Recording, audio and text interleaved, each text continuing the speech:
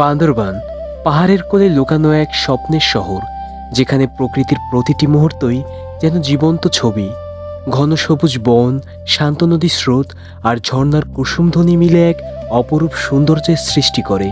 মেঘের নরম ছোঁয়া পাহাড়ের ঢালে খেলায় মেতে ওঠে, আর আকাশ ছোঁয়া চূড়াগুলো যেন গল্প বলে সময়ের ভেতর থেকে। এই ভিডিওতে আমরা আপনাদের বান্দরবনের কিছু দর্শনীয় স্থান ঘুরে দেখাবো এবং দেখাবো কিভাবে আপনারা নীলগিরি থেকে নীলাচলে ভ্রমণ করবেন। তো চলুন শুরু করা যাক আমাদের আজকের ভ্রমণ গল্প। আমাদের যাত্রাটি শুরু হয় খুলনা থেকে। আমরা প্রথমে খুলনা থেকে একটি বাসে করে ঢাকার উদ্দেশ্যে রওনা দেই। ঢাকাতে পৌঁছানোর পর আমাদের ইচ্ছা ছিল ট্রেনে করে প্রথমে চট্টগ্রাম যাব, কিন্তু কমলাপুর রেল স্টেশনে আসার পর আমরা আমাদের কাঙ্ক্ষিত টিকিটটি পাই না। তাই আমরা আবার সায়দাবাদ থেকে বান্দরবনের টিকিট কাটি। আমরা হানিফ এন্টারপ্রাইজ থেকে টিকিট কাটি এবং টিকিটের মূল্য ছিল 900 টাকা। আমাদের বাসটি ছিল রাত 11টা 30 মিনিটে। জানিয়ে রাখা ভালো, বান্দরবনগামী বাসগুলো চলে সকালে এবং রাতে। যান্ত্রিক ত্রুটির কারণে আমাদের বাসটি নির্ধারিত সময়ের থেকে অনেক দেরি করে বান্দরবনের উদ্দেশ্যে রওনা দেয়। 30-এর গাড়ি, এখন বাজে 11:15 গাড়ি, 1:15 পর্যন্ত ওয়েট করে এই মাত্র গাড়িতে উঠলাম আমরা। এখন যাচ্ছি বান্দরবনের। পিছনে আছে কই একটু আজ জায়গা।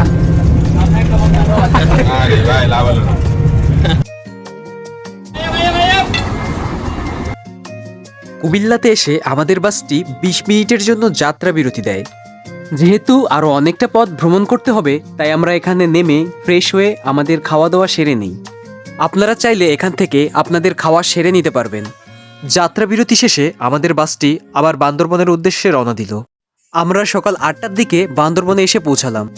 পাশের একটি হোটেল থেকে ডাল পরোটা দিয়ে আমরা আমাদের সকালের নাস্তা খেয়ে নিলাম। নাস্তা সেরে আমরা একটি অটো ভাড়া করে নিলাম। আমরা এই অটোটি ভাড়া করে নেই 2500 টাকা দিয়ে, এবং এটি আমাদেরকে আজকে নীলগিরি থেকে নীলাচল সারাদিন ঘোরাবে। আপনারা নিজেদের মতো করে একটু দাম দর করে নিতে পারেন, সেক্ষেত্রে ভাড়া কম বেশি হতে পারে। আর আপনারা যদি চাঁদের গাড়ি শেয়ার করে যান, সেক্ষেত্রে ভাড়া আরও কিছুটা কমে যাবে।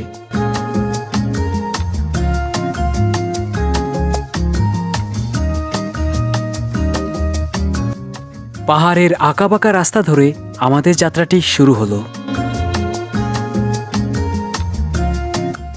পাহাড়ের মনোরম সৌন্দর্য দেখতে দেখতে আমরা আমাদের গন্তব্যের দিকে যেতে থাকলাম। কিছুক্ষণ পরেই আমরা চলে আসলাম মিলনছড়ির চেক পয়েন্টে। যাত্রাপথে মিলনছড়ির চেক পয়েন্টে আর কি আপনাদের বাদবে। এই চেক পয়েন্ট থেকে আপনাদের ভোটার কার্ড একটি ফটোকপি রাখবে, নাম্বার রাখবে। এইখান থেকে আপনারা কিন্তু সুন্দর একটি ভিউ দেখতে পারবেন।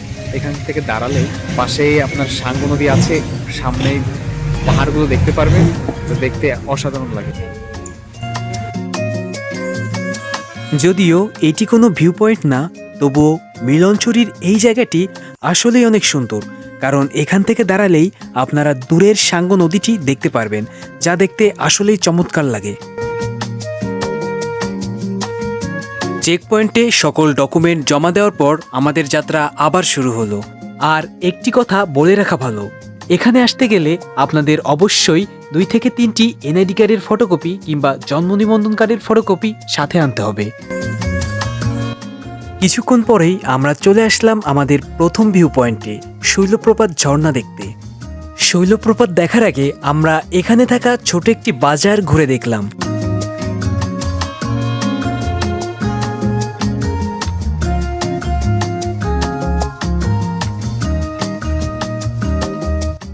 এখানে বিভিন্ন রকমের ফল পাহাড়ি লোকেরা কেটে বিক্রি করছিল। বিশেষ করে আনারস এবং পেঁপে দেখতে লোভনীয় লাগছিল। আমরা এখান থেকে কিছু আনারস মাখা এবং পেঁপে কিনে নেই খাওয়ার জন্য, এবং খেতে খেতে আমরা পুরো মার্কেটটি ঘুরে দেখি। এখানে ফলের দোকানের পাশাপাশি তাদের নিজস্ব হাতে বোনা কাপড় চোপড়গুলোও আপনারা দেখতে পারবেন। চাইলে আপনারা এখান থেকে আপনাদের পরিবারের জন্য কিছু কাপড় চোপড় কিনতে পারবেন। এখানে আপনারা আরও পাবেন তাদের নিজেদের হাতের তৈরি বাঁশের মগ, বাটি ও বিভিন্ন আসবাবপত্র। বাজার ঘুরে আমরা চলে গেলাম আমাদের প্রথম ভিউ পয়েন্ট জলপ্রপাত দেখার জন্য। জলপ্রপাত দেখার জন্য আপনাদের একটি লম্বা সিঁড়ি দিয়ে নিচে নামতে হবে। যেহেতু আমরা শীতের দিকে গিয়েছিলাম সেহেতু জলপ্রপাতে তেমন পানি ছিল না। যদি আপনারা বর্ষাকালের দিকে এখানে আসেন তখন জলপ্রপাতটি আরো বেশি ভরা থাকে, তখন জলপ্রপাতটি দেখতে আরো বেশি ভালো লাগে। এই জলপ্রপাতের আসল সৌন্দর্য দেখতে গেলে তাই অবশ্যই আপনাদের বর্ষাকালের দিকে এখানে আসতে হবে।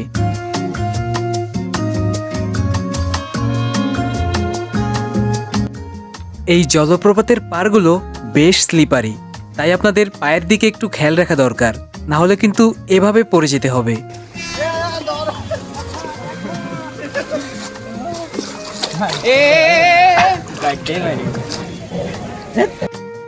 ভিজা পায়ে আমরা আবার আমাদের পথ চলা শুরু করলাম। দূরে দেখা যাচ্ছিল নীলচরের সুন্দর পাহাড়টি। এটা ছিল আমাদের তিনজনের একটি দারুণ মুহূর্ত। আর ওই যে অনেক যে কিছুক্ষণ আগে জলপ্রপাতে পড়ে গিয়েছিল। জলপ্রপাতের পরে আমাদের পরের ভিউ পয়েন্ট চিম্বুক পাহাড়। চিম্বুক পাহাড় যার পথেই আমাদের সামনে পড়ে ওয়াই জংশন আর্মি ক্যাম্প। আর এখানেও আমাদের 1 কপি জাতীয় পরিচয়পত্র জমা দিতে হয়। সবার ডকুমেন্ট জমা দেওয়ার পর আমরা আবার যাত্রা শুরু করি। এখন আমরা চিম্বুক পাহাড়ের দিকে যাচ্ছি এবং আপনাদের দেখাবো চিম্বুক পাহাড়ের সৌন্দর্য, সব কিছু আপনাদের দেখানোর চেষ্টা করব। তো চলেন যাওয়া যাক চিম্বুক পাহাড়ের উদ্দেশ্যে।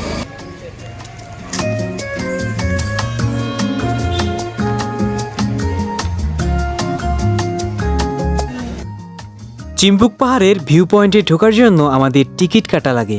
জনপ্রতি 50 টাকা দিয়ে আমরা টিকিট কেটে নেই। এরপর টিকিট দেখিয়ে আমরা চিম্বুক পাহাড়ের দিকে রওনা দেই। চিম্বুক পাহাড়ে যেতে গেলে এই খাড়া রাস্তাটি বেয়ে আপনাদের চিম্বুক পাহাড়ের দিকে যেতে হবে। একটু কষ্ট হলেও এই রাস্তাটি বেয়ে যাওয়ার সময় আপনাদের খুব ভালো লাগবে। আমরা চিম্বুক পাহাড়ের এই মনোরম সৌন্দর্য দেখতে দেখতে খাড়া রাস্তা বেয়ে উপরের দিকে উঠতে থাকলাম। চিম্বুক পাহাড়ের এই মনোরম সৌন্দর্য উপভোগ করতে চাইলে অবশ্যই আপনাদের চিম্বুক পাহাড়ে আসতে হবে। টাকার মায়ের করার দরকার নেই রে ভাই, চলে আসে। আমরা এখন চিম্বুক পাহাড়ের উপরে এসেছি। এখানে একটি ভিউ পয়েন্ট রয়েছে, আপনার এটাকে ঘুরিয়ে দেখাবো। এখানে একটি এই যে সুন্দর একটি স্পট আছে, এখানে আপনারা ছবি তুলতে পারবেন এবং এখান থেকে পুরো চিম্বুক পাহাড়ের সৌন্দর্যটা উপভোগ করতে পারবেন। এবং এখান থেকে তাকালে আপনারা দূরের যে পাহাড়গুলো ওইগুলো আপনারা দেখতে পারবেন। এই যে আমার পিছনে এই চিম্বুক পাহাড়ের হেলিপ্যাডটি, সামনে থেকে আপনারা পুরো বান্দরবনের আশেপাশের যত পাহাড় আছে সব কিছু আপনারা দেখতে পারবেন। এখন আপনাদের দেখাবো বান্দরবনের আসল সৌন্দর্য, চলুন দেখা যাক।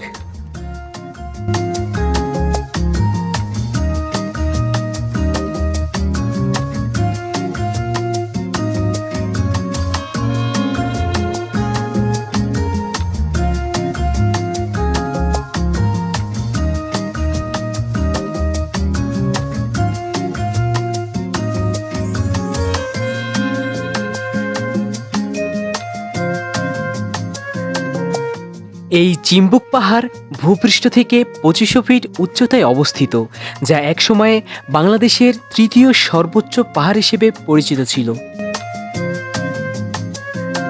আজকে অনেক রোদ থাকা সত্ত্বেও প্রচুর মানুষ এখানে ভ্রমণ করতে এসেছে। রৌদ্রোজ্জ্বল পরিবেশ, আকাশ ভরা মেঘ এবং দূরের পাহাড়গুলো দেখতে আসলেই অনেক দারুণ লাগছিল।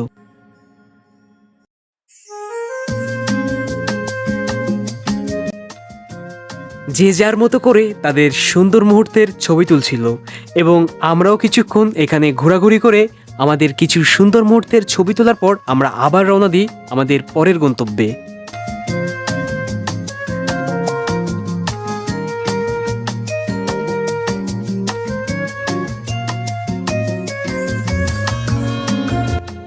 চিম্বুক পাহাড়ের পরে আমাদের পরের view point Titanic view point. পাহাড়ি আঁকাবাঁকা ঢল বেয়ে আমাদের গাড়িটি যেতে থাকলো টাইটানিক ভিউ পয়েন্টের দিকে। এই ভিউ পয়েন্টটির নাম টাইটানিক ভিউ পয়েন্ট হওয়ার কারণ হলো এই ভিউ পয়েন্টের শেপটি দেখতে একদম টাইটানিক জাহাজের মতো লাগে, তাই এর নাম টাইটানিক ভিউ পয়েন্ট। আর এখানে দাঁড়ালে পাহাড়গুলো আরো ভালোভাবে দেখা যায়, তাই পাহাড়গুলো দেখতে দুর্দান্ত লাগে। এখান থেকে তাকালেই দেখা যায় দূরের পাহাড়গুলোর মাঝেই গড়ে উঠেছে পাহাড়িদের বসত বাড়ি। দূর থেকে তাদের বাড়িগুলো দেখতে খুবই ভালো লাগে।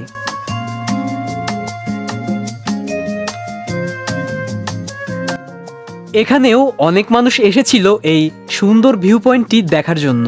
আকাশের সাদা মেঘগুলো দেখতে দারুণ লাগছিল। কিছুক্ষণ এখানে সময় কাটিয়ে আমরা আবার রওনা দিই আমাদের পরের গন্তব্যে।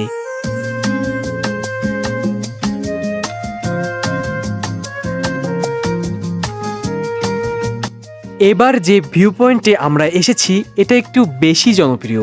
এই ভিউ পয়েন্টের নাম হলো ডাবল হ্যান্ড ভিউ পয়েন্ট। এখানে অনেক মানুষ দাঁড়িয়ে ছবি তুলছিল।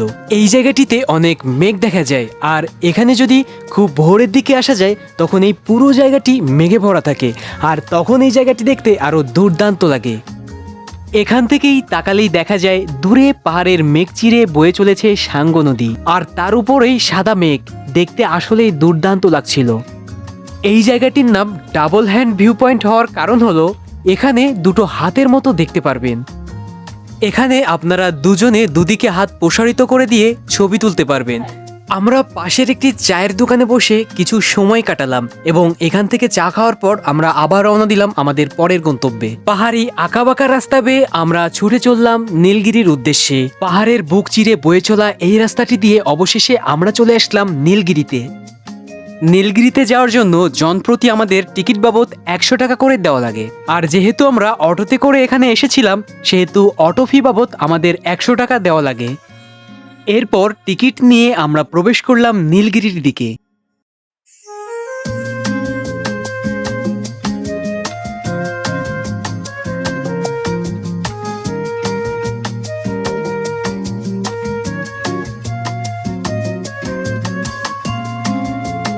নীলগিরিতে ঢোকার পর এরকম থাকার জায়গা দেখতে পারবেন।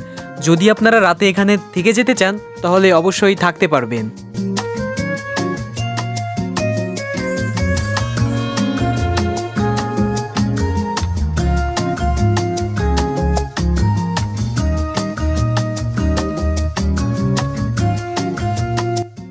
সামনেই নীলগিরির বড় বড় পাহাড়গুলো দেখা যাচ্ছিল। আকাশের সাদা মেঘগুলো পাহাড়ের চূড়া প্রায় ছুঁয়ে ফেলেছিল, যা দেখতে অসাধারণ লাগছিল।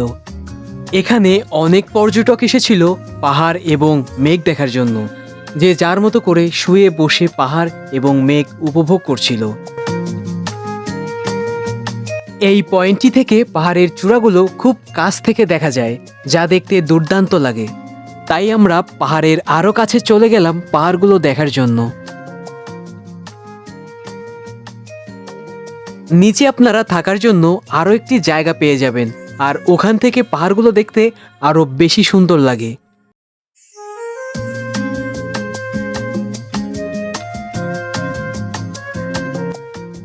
নীলগিরিতে থাকার জন্য অনেকগুলো রিসোর্ট রয়েছে। আপনারা পছন্দের ভিউ অনুযায়ী রিসোর্ট নিতে পারবেন। নীলগিরির এই ভিউ পয়েন্টটি আমাদের দারুণ লেগেছিল, তাই এখানে কিছুক্ষণ কাটানোর পর আমরা চলে যাই নীলগিরির হেলিপ্যাডটির দিকে।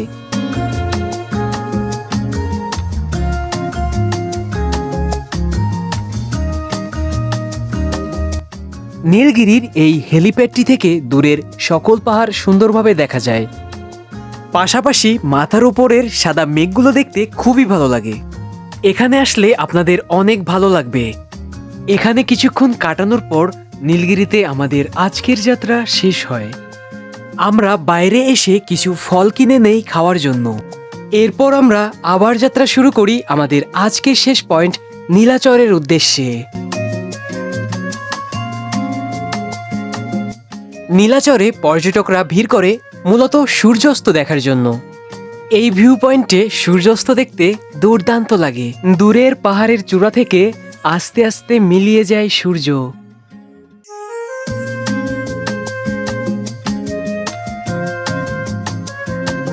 আর এভাবেই শেষ হয় আমাদের নীলগিরি থেকে নীলাচরের ভ্রমণ যাত্রা। ভিডিওটি কেমন লাগলো তা কমেন্টে জানান, এবং বান্দরবন ভ্রমণ সম্পর্কে কোনো প্রশ্ন থাকলে তাও জানাতে পারেন। এমন সব ভিডিও দেখার জন্য আমাদের চ্যানেলটি সাবস্ক্রাইব করে রাখতে পারেন। দেখা হচ্ছে পরের ভিডিওতে অন্য কোনো জায়গা থেকে।